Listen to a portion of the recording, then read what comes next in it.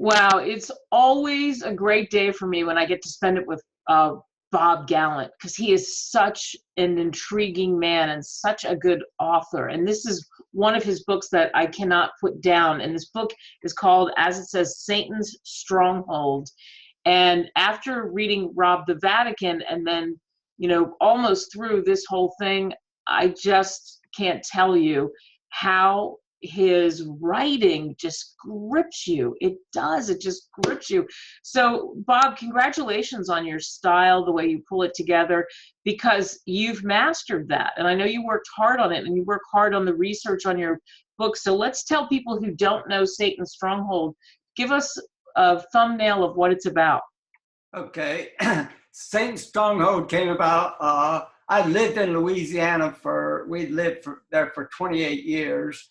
And I saw an article where they said drug dealers are smuggling drugs in through the Atchafalaya Basin swamp there, because you had a lot of deserted coastline. You have, once you get in there, you can lose anybody. 50 people hunting for you wouldn't be able to find you. And then you can just pop out somewhere and truck it anywhere in the country you want to.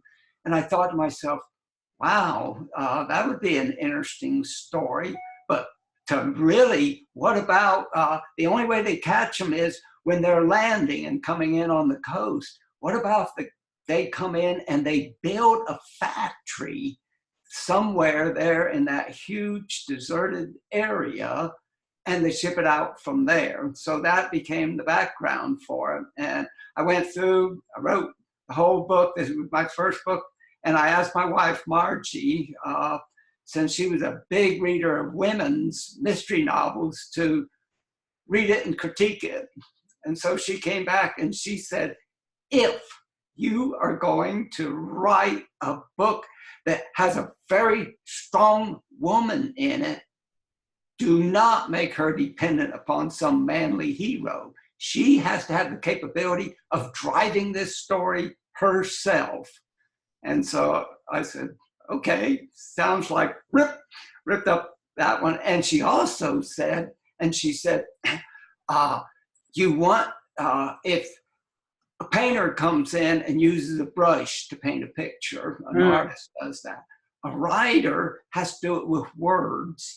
You need to write such a detailed description of what's going on that the reader feels like they're walking side by side with the character, and so that everything around them becomes a part of the story. So so that's how you did it. So you attacked it. Thank goodness for Margie, because she was right about that. And that you were smart enough to listen to your wife, your late great wife, who had some really sage advice, because she had spent so much time reading. And that shaped a lot of, as we've talked about before, how you wrote. So I think that's why your books are so good and so intriguing, because you flush out the characters.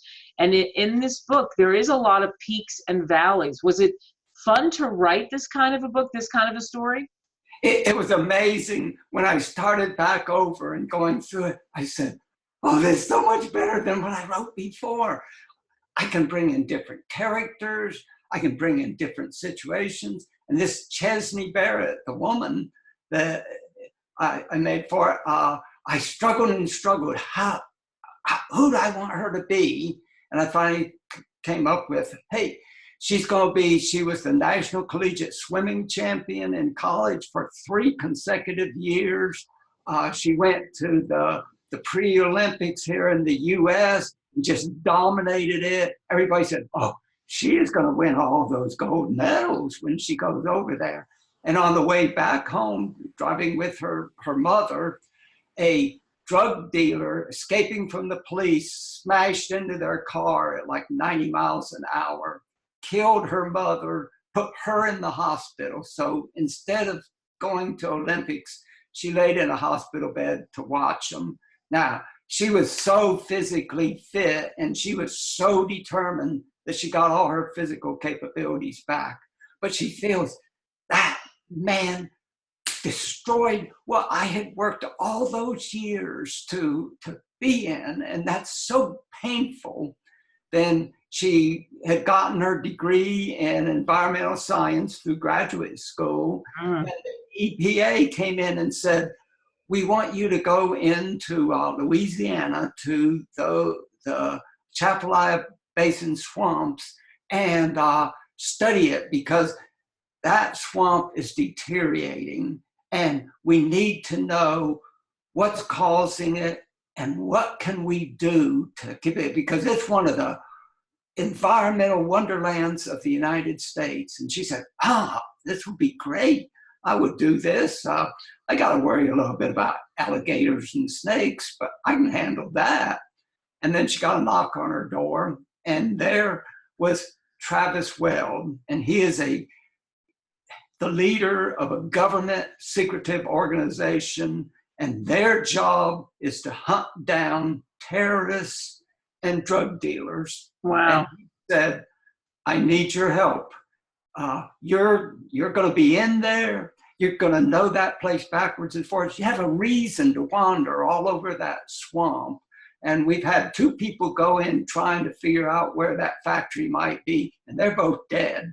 So would you be willing to do this? This is a whole different world for you, very risky.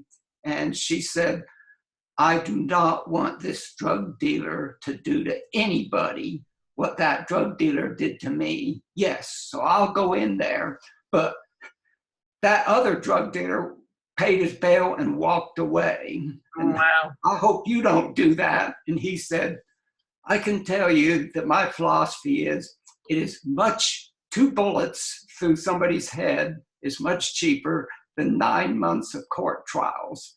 So I never have to testify, because this is a game where the winner lives and first runner-up dies. And the rules of this game is, it is going to constantly be deception is the norm. There is no hesitation and no mercy in this game. You're going to have to be able to talk your way out of situations where they're standing there thinking, do we need to kill her or not? And you're good at that. And he said, plus, those legs that made you the greatest swimmer, I have never seen a pair of legs that are so fast and powerful as yours. So if you get in the middle of a fight, those legs are a deadly weapon. And they also, a guy is going to say, I want to kill someone who's this beautiful. And while he's hesitating, you can kill him.